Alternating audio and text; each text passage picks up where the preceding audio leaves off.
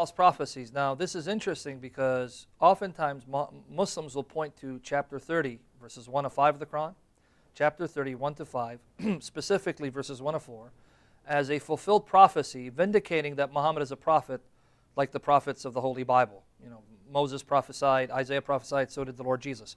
However, a careful examination of this passage shows that it's actually a strong proof that Muhammad is a false prophet. Let's look at the passage. Let me break down the implications of the passage and demonstrate why this actually proves that he's a false prophet, because it turns out to be a rather unimpressive prophecy that failed. Here it is. Defeated have been the Byzantines or the Romans and the lands close by. Yet it is they who, notwithstanding this their defeat, shall be victorious within a few years.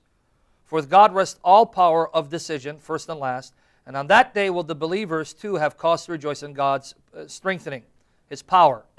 Now, according to the Muslim interpretation, this refers to the Romans being defeated by the Persians in 614 AD. The Persians defeated the Romans, and that Muhammad then prophesied that the Romans eventually will become victorious. However, this passage contains a host of problems. Number one, we are not told who defeated the Romans.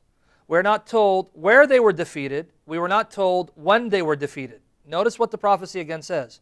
Defeated have been the Byzantines or the Romans in the lands close by. Doesn't say who defeated them. Doesn't say which land or lands close by. Nor does it tell us when they were defeated, because this information is important, because the prophecy goes on to say the Romans will be victorious in a few years. The lack of such information proves that the Quran is an error. The Quran is false. Why? Because according to several passages in the Quran is a book that's fully detailed, that explains all of its verses thoroughly. Just let me give you two references as an example. Chapter 6 verse 114 says this. Chapter 6 verse 114. Shall I seek a judge other than Allah, while it is He who has sent down unto you the book explained in detail? So the Quran says this is a book explained in detail. Now chapter 41 verse 3 says its verses are explained in detail. 41 verse 3.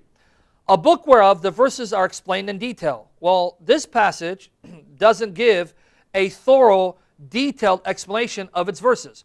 Doesn't tell us who defeated the Romans, where they were defeated, and when they were defeated. So this passage is an illustration that the Quran is mistaken. It's not a book explained in detail. Second problem, and I'll try to make this quick because we got other points. Second problem, the Quran originally was written without vowels. The Quran was written in Arabic in consonants. It's a consonantal text. The vowel markings were added later in order to allow readers to properly understand what this passage is saying. As such, there is actually a variant reading among the extant Quranic manuscripts. Because there are no vowels, some manuscripts read, the Romans have been victorious, and in a few years they shall be defeated.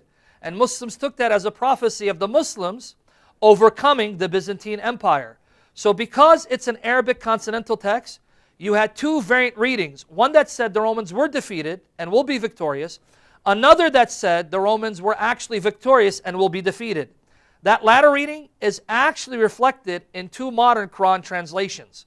The Message, a translation of the glorious Quran, and Quran Reformist or Reformist translation, both of which were produced by Quran-only Muslims. They read the passage differently.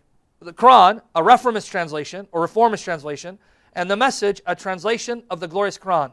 Let me read one of them. The Romans have won. Notice, not defeated. These are modern Quran translations that you can find online and download as PDF files or read online for free. The Romans have won at the lowest part on the earth, but after their victory they will be defeated. So now which is it? Were they defeated or were they victorious? Shall they be victorious or shall they be defeated? You can't tell heads or tails. So far the prophecy sounds very impressive, right?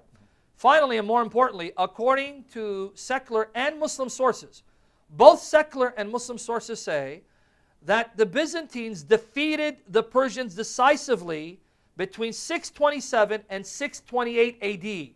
627, 628 AD. Now, why is that important? According to Muslim scholars such as Ibn Kathir and Yusuf Ali, the few years of the Quran means anywhere from 3 to 9 years the Romans would be victorious. Now, do the math, David. Muslims say that this prophecy was revealed in 615 AD. And the Romans would be victorious, if we assume the traditional reading, anywhere from 3 to 9 years after this prophecy. Now let's be generous and take the 9-year mark. 615 and 9 is 624. According to Muslim sources, the Romans only decisively defeated the Persians between 627 628 AD, and the Persians called for a truce in the year 630 AD.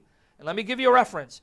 George Ostragorsky, History of the Byzantine State, pages 101, 104, documents what I just said. So this turned out to be a false prophecy, proving Muhammad is a false prophet.